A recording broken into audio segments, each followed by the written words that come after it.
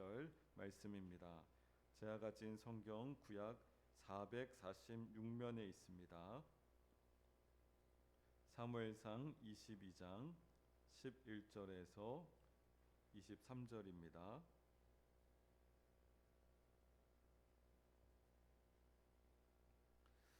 확실히 성경 찬송 가지고 다니시면 나중에 좋습니다라고 말씀드렸더니 부스럭부스럭 넘긴 소리가 더 많아진 것 같아요.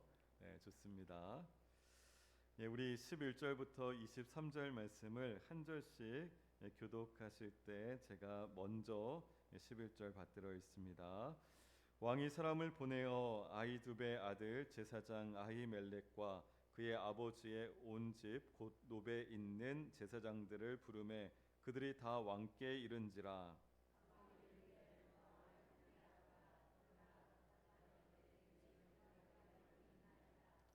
사울이 그에게 이르되 내가 어찌하여 이새의 아들과 공모하여 나를 대적하여 그에게 떡과 칼을 주고 그를 위하여 하나님께 물어서 그에게 오늘이라도 매복하였다가 나를 치게 하려 하였느냐 하니,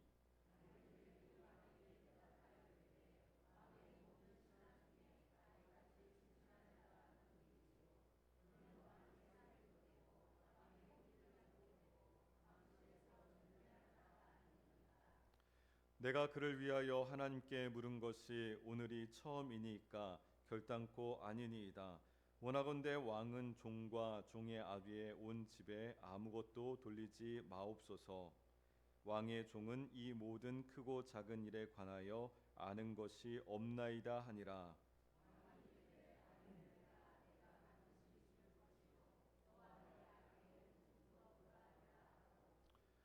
왕이 좌우의 호위병에게 이르되 돌아가서 여호와의 제사장들을 죽이라. 그들도 다윗과 합력하였고 또 그들이 다윗이 도망한 것을 알고도 내게 알리지 아니하였음이니라 하나 왕의 신하들이 손을 들어 여호와의 제사장들 죽이기를 싫어한지라.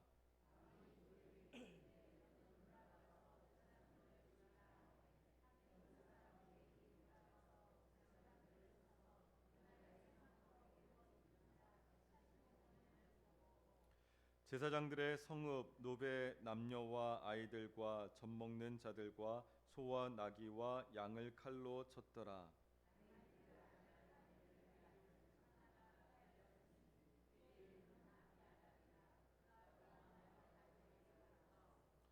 사울이 여호와의 제사장들 죽인 일을 다윗에게 알림해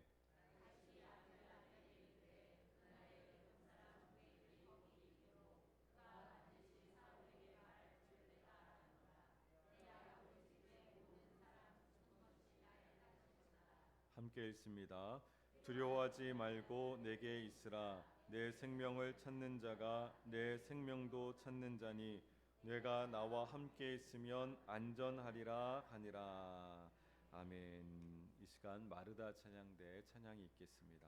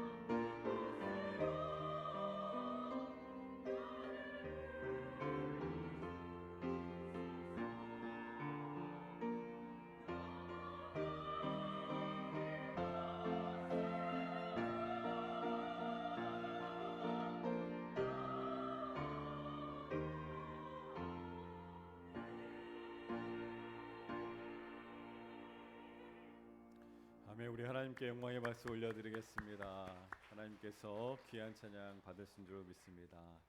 여러분들 옆에 계신 분들 한번 이렇게 인사할까요? 참 잘 오셨습니다. 참 잘 오셨습니다. 네. 여러분들 우리 성도님들을 만나게 되면 종종 이런 말을 듣습니다. 목사님 믿음이 있는데 왜 이렇게 불안한 걸까요? 왜 이렇게 불안하죠? 이런 말을 듣습니다. 또 기도는 하는데 하나님께서 왜 아무런 대답을 안 하시는 걸까요? 이런 질문들을 하는 것을 듣게 됩니다. 여러분 우리는 은근히 이렇게 생각하는 경향들이 있어요. 내가 지금 이렇게 불안해하면 내가 믿음이 없는 것인가? 내가 그동안 오랫동안 신앙생활 해왔는데 내가 정말 믿음이 이렇게 없었나? 이런 생각을 은근히 합니다. 그래서 어떤 분들은 불안을 느끼는 그 순간 자기 자신을 정죄하는 경우들도 있습니다. 내가 이렇게 신앙이 없는 사람이야? 자기가 자기 자신을 그렇게 생각하면 그나마 괜찮은데 옆에 있는 분이 너 그렇게 신앙이 없구나 라고 얘기하면 듣는 흔들리는 사람 굉장히 기분 나쁘죠. 네, 그런 경우들이 우리가 종종 있습니다. 근데 오늘 우리가 읽은 본문은 전혀 다른 이야기를 우리에게 합니다.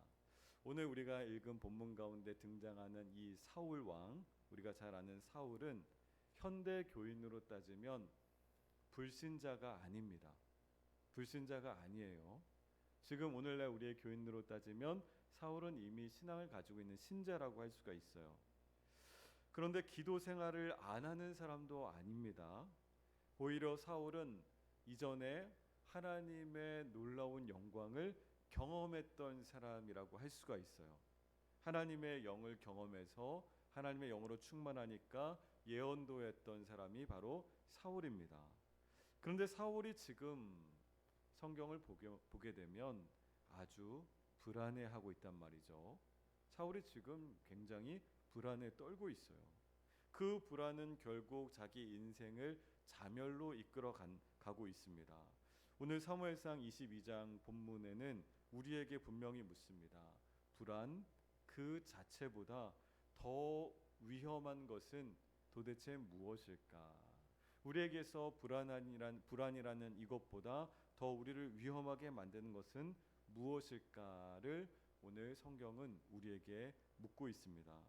여러분 사울의 문제는 그가 성격이 급해서가 아닙니다. 사무엘상 전체의 흐름을 보게 되면 사울의 불안은 한 지점에서 시작되고 있다는 것을 알 수가 있어요. 그 지점이 어디입니까? 하나님께서 나에게 더 이상 분명히 응답하시지 않는 것 같아라고 느껴지는 그 순간이 사울이 이제 불안을 느끼기 시작하는 시점입니다. 블레셋의 위험은 더 커져가고 있고 사람들은 다윗에게 점점 더 관심을 갖고 다윗을 따르기 시작하는 것 같고 사무엘 선지자는 더 이상 나타나서 조언을 해주지도 않습니다. 바로 이러한 상황 가운데 사울이 생각할 때는 하나님은 침묵하시는 것처럼 느껴질 수 있다라는 것이에요. 사울의 입장에서 보면 하나님은 도대체 왜 나에게 침묵하시는 것이야 라고 그렇게 생각이 됩니다. 하나님께서 나를 버리신 것은 아닐까? 지금 내가 통제하지 않으면 내 인생 모든 것이 무너져 버리는 것 아닐까? 이 질문은 오늘 우리의 신앙 고민과도 같다라는 것이에요. 여러분 오늘날 우리도 비슷하죠. 기도해도 상황이 그대로일 때가 있고 말씀을 읽는다고 읽지만 확신이 없을 때도 있습니다. 결정은 당장 내려야 하는데 하나님께서는 조용하신 것 같을 때가 있어요. 바로 그때 우리에게 무엇이 찾아올 수 있다는 것이에요? 불안이 우리 가운데 찾아올 수 있다는 겁니다. 여러분 이 불안이라는 감정은 그렇다면 죄일까요? 죄가 아닐까요? 이 불안이라는 감정 어떻게 생각하세요? 이 감정 자체는 죄가 아닙니다. 그런데 문제는 불안이라는 것이 우리를 어디로 데려가느냐가 그것이 문제인 것이에요. 이 불안이라는 우리 인생에서 느낄 수 있는 이 감정이 우리를 어디로 이끌고 가느냐가 그것이 문제입니다. 여러분, 사울 왕의 불안은 그가 기도하는 왕이 아니라 모든 것을 자기 뜻대로 통제하려는 왕으로 완전히 사람을 바꿔놓아요. 22장 8절에 보면 사울이 이렇게 말합니다. 너희가 다 나를 대적하는도다. 너희가 다 나를 대적하고 있다. 그렇게 말하고 있습니다. 그런데 사실은 이 말은 사실이 아니에요. 성경을 보게 되면 사울이 얘기하는 내 주변에 있는 너희들 다 나를 지금 대적하고 있지? 라는 이 말은 사실이 아닙니다. 사울 주변에 있는 인물들, 오늘 죽임을 당하게 되는 본문에서 죽임당한 아히멜렉 제사장, 그리고 함께했던 여러 제사장들, 또 다윗조차도 사울을 대적한 적이 단 한 번도 없었습니다. 그러나 불안한 사람의 눈에는 중립을 지키는 제사장들도 나를 대적하는 것으로 보이고 침묵하고 있는 것도 전부 나에게 적대적으로 느껴지고 있다라는 것이에요. 그래서 사울은 의심하고 몰아세우고 결국 제사장까지 죽이고 맙니다. 오늘날 이런 불안이 우리에게도 이렇게 말을 걸고 있어요. 지금 당장 무엇인가를 하지 않으면 네 인생 끝날 거야. 이렇게 우리에게 불안을 조장합니다. 우리의 모든 관계를 내가 통제하고 싶어하고 결과를 조작하려고 하고 하나님의 자리에 대신 앉으려고 하게끔 만들어간다는 것이에요. 그러니까 불안이라는 그 감정 자체가 문제가 아니라 불안이 우리를 어떻게 이끌어가느냐가 우리 인생에서 문제가 된다라는 말입니다. 이 내 내면의 불안이 커지면 커질수록 하나님보다 누구의 결정이 더 중요해지겠어요? 내 결정, 내 판단, 내 생각이, 내 완고한 고집이 하나님을 대신하게 되어 있다는 것이에요. 여러분, 성경에서 하나님께서 침묵하셨을 때 다윗은 도망쳤습니다. 사울은 폭주하기 시작해요. 지금 사울은 걷잡을 수 없이 자기의 뜻대로 하나님을 몰아내고 자기 생각대로 하기 시작합니다. 그럼 다윗과 사울의 차이가 뭘까요? 바로 신뢰의 방향이 어떻게 가고 있느냐가 큰 차이라고 할 수가 있어요. 사울은 하나님께서 지금 말씀하시지 않으니까 내가 대신 결정해야 돼라고 그렇게 생각합니다. 하나님을 기다리고 신뢰하지 않아요. 내가 지금 결정해야 돼, 내가 지금 하는 것이 옳아라고 그렇게 생각합니다. 하지만 하나님께서는 우리의 인생 가운데 마찬가지입니다. 침묵 속에서도 여전히 일하고 계시는 하나님이신 줄로 믿습니다. 하나님은 그런 하나님이신 거예요. 하나님의 침묵이라는 것은 부재를 얘기하는 것이 아닙니다. 때로는 내 인생 가운데 하나님의 말씀이 명확하지 않은 것 같을 때 하나님의 침묵이 하나님의 안 계신 것을 얘기하는 것이 아니에요. 침묵은 때로 하나님께서 우리에게 신뢰를 묻는 방식이 될 수 있다라는 것이에요. 하나님께서 침묵하시는 것, 우리에게 네가 정말 나를 신뢰하고 있느냐를 물어보시는 하나님 나름대로의 방식일 수 있다라는 겁니다. 사랑하는 우리 성도 여러분, 바로 여기서 복음이 시작되는 것이죠. 예수님께서 하나님의 침묵을 경험하셨어요. 어디서 경험하셨어요? 예수님께서 하나님의 침묵을 어디서 경험하셨을까요? 십자가 전에 겟셋마네 동산에서 엎드려 기도하실 때 하나님께서 예수님의 그 간절한 땀방울이 핏방울 되도록 기도하는 그곳 가운데서 하나님께서 아무 말씀하시지 않습니다. 그리고 예수님께서 십자가 위에서도 어찌하여 나를 버리시나이까 라는 주님의 그 절규에도 부르짖음에도 하나님께서 응답하지 않으셨어요. 그러나 예수님께서는 침묵 가운데 있다 할지라도 사울처럼 폭주하지 않습니다. 폭주하지 않으셨어요. 하늘의 12군단보다 더 되는 군사를 내가 보낼 수도 있지만 구원의 그 판을 뒤집어 엎을 수도 있지만 침묵 속에서 하늘 아버지를 끝까지 신뢰하셨던 분이 바로 우리 예수님인 줄로 믿습니다. 그리고 그 침묵의 끝에서 바로 구원이 활짝 열린 것이에요. 여러분, 오늘 사울의 불안은 사람을 죽였지만 예수님의 그 순종은 사람을 살리게 되는 겁니다. 이 말씀을 통해서 하나님께서 우리에게 분명하게 깨닫게 하시는 것이 있죠. 불안하다고 해서 지금 내 안에 믿음이 없는 것이 아니라는 것이에요. 내가 지금 불안해하고 있는 분 계십니까?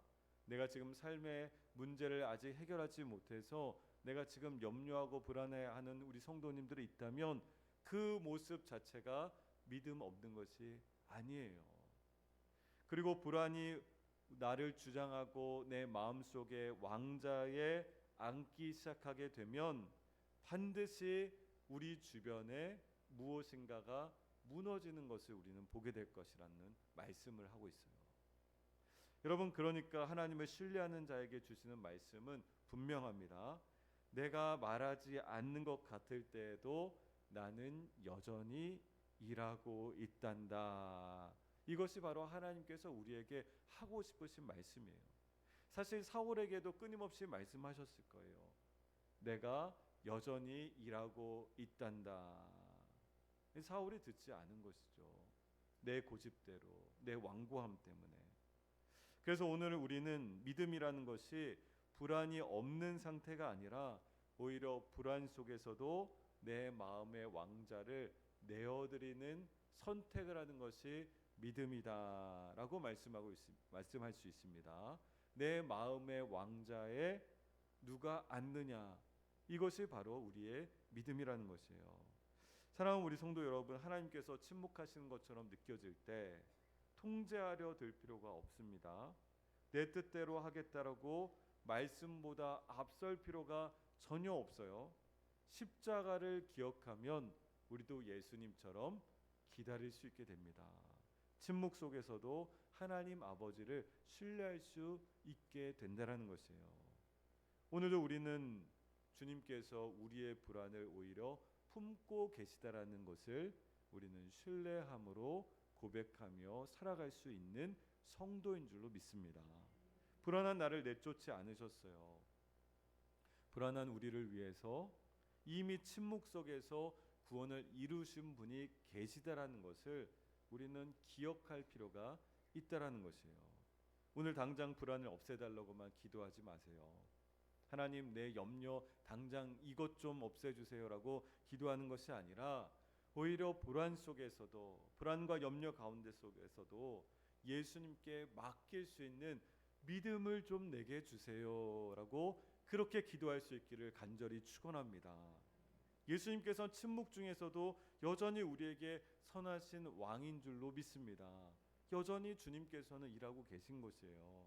그래서 오늘 우리는 말할 수 있죠. 하나님, 제가 불안합니다.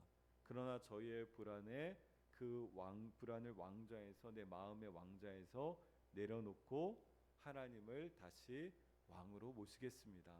라고 그렇게 우리가 고백할 수 있는 것이에요. 여러분, 하나님은 우리의 불안을 없애는 분이 아니라 그 불안을 자신의 사랑으로 감싸 안으시는 분이셨던 겁니다. 그래서 우리가 살아갈 수 있다는 것이에요. 사랑하는 여러분들 모든 삶의 자리 가운데 무엇 때문에 우리가 하나님 앞에 나와서 주님을 신뢰한다고 고백할 수 있습니까?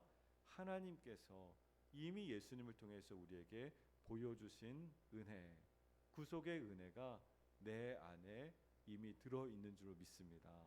그렇다면 이 마음의 왕좌, 이 마음의 보좌에 누가 앉으셔야 되는 것이에요?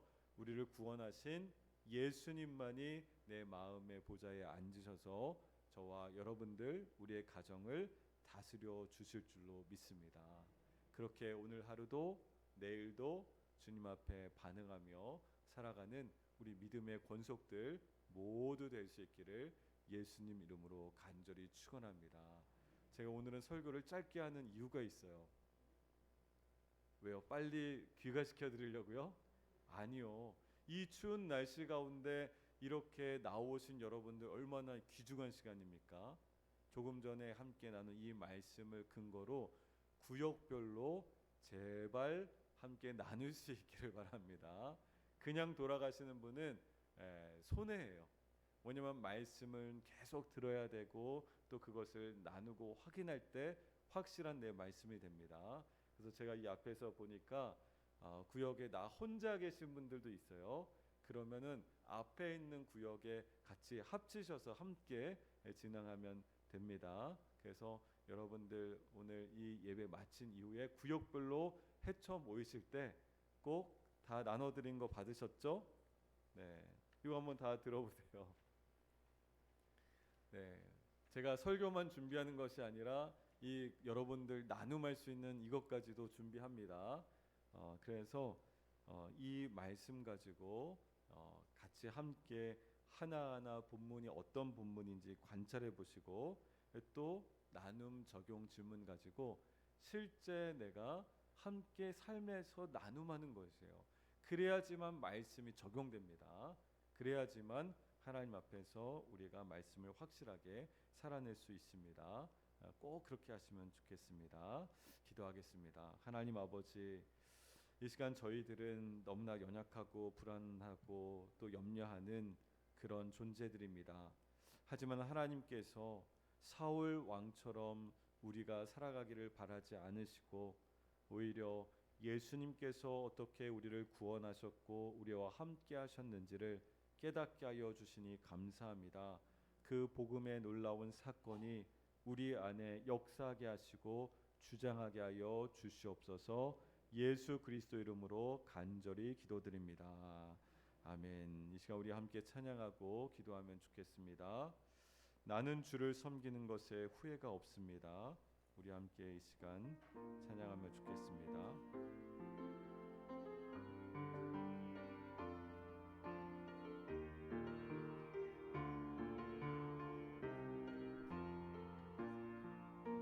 나의 평생에 가장 복된 일은 내가 예수님을 만난 것이라. 나의 평생에 가장 잘한 일은 내가 예수님을 주로 섬긴 것이라. 세상 살 동안 내가 걷는 길이 때론 험하여서 넘어질 때도 주의 강한 손이 나를 붙드시니 나는 예수님만 주로 섬기며 살리. 나는 주를 섬기는 것에 후회가 없습니다. 내가 걸어온 모든 시간 다 주의 은혜니 내가 걸어갈 모든 날도 주만 섬기며 살리. 오직 예수 이름 부르며 살아가리라. 이것이 나의 간증이요 이것이 나의 찬송일세. 나 사는 동안 끊임없이 구주를 찬송하리로다. 이 시간 그래서 우리 함께 기도하겠습니다.